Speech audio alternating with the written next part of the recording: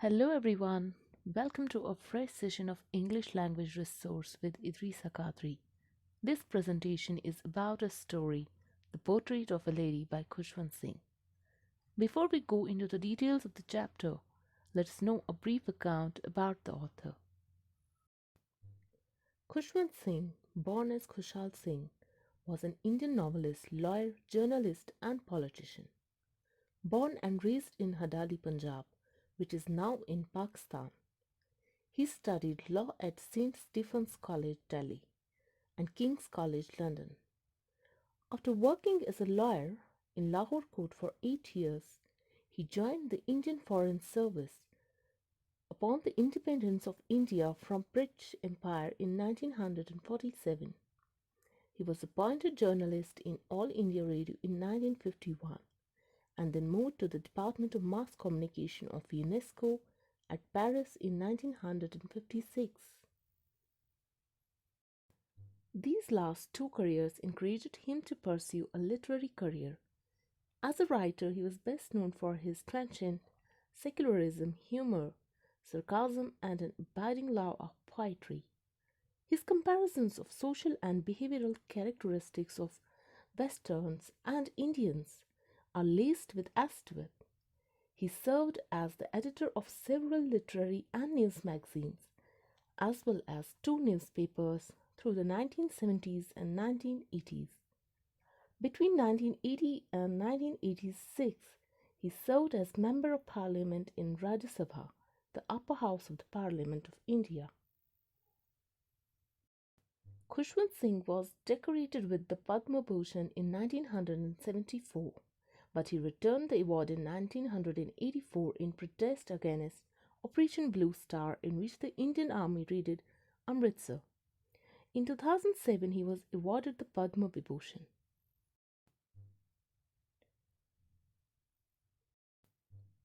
The Portrait of a Lady is written in first person and is in the biographical mode. In this story, the writer gives a detailed account of his grandmother, with whom he had a long association.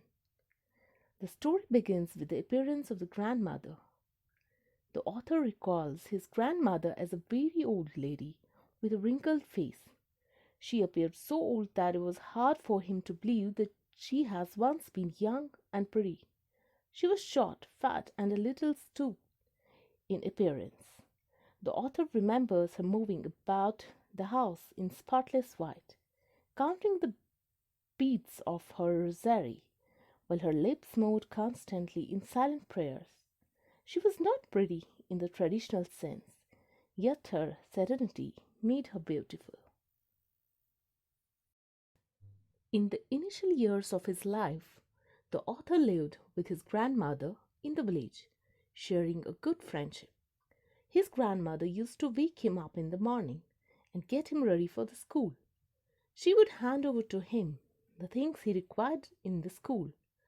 After having thick stale chapatis with bread, butter, and sugar for breakfast, they used to leave for school. The author's grandmother always accompanied him to school as it was attached to the temple. It was her habit to carry several stale chapatis for the village dogs, which they used to feed while returning from the school. The grandmother used to sit inside the temple reading holy books, while the narrator learned alphabets and prayers in the school. The turning point of their friendship came when they moved to the city to stay with the author's parents. Though they shared the same room, his grandmother no longer accompanied him to school, since the author started going in a bus. As years rolled by, they got little chance to meet each other and spend time with each other.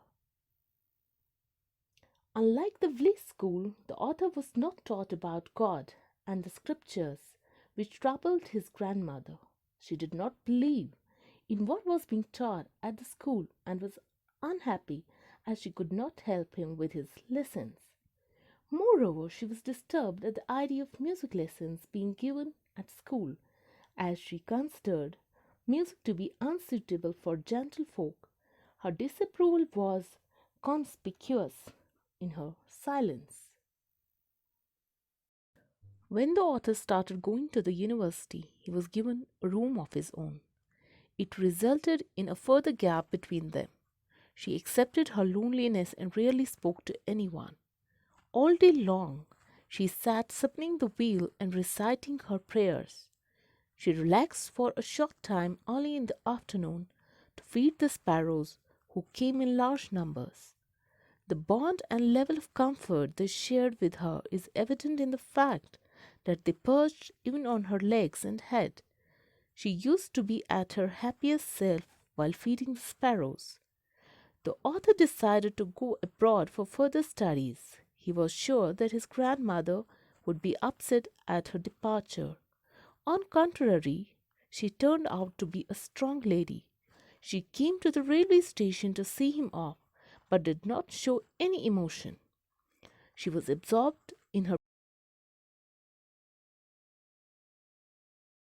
the author's forehead, which the author considered to be the last sign of their physical contact. On his return after 5 years, the author did not find any change in his grandmother. She was as old as ever and remained absorbed in her prayers. Even that day, the happiest moment for her was feeding the sparrows. In the evening, for the first time ever, she did not pray. She collected several ladies of the neighborhood and sang songs related to the homecoming of warriors. She had to be persuaded to stop singing in order to avoid overstraining. However, the next day she was taken ill. Though diagnosed with a mild fever by the doctor, grandmother knew that her end was near. She decided to spend the last few hours of her life reciting prayers and telling her beads. Soon her lips stopped moving and she died. The family went to make arrangements for the grandmother's funeral.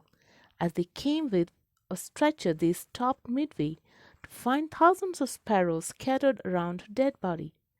The sparrows mourned the death of the grandmother in utter silence.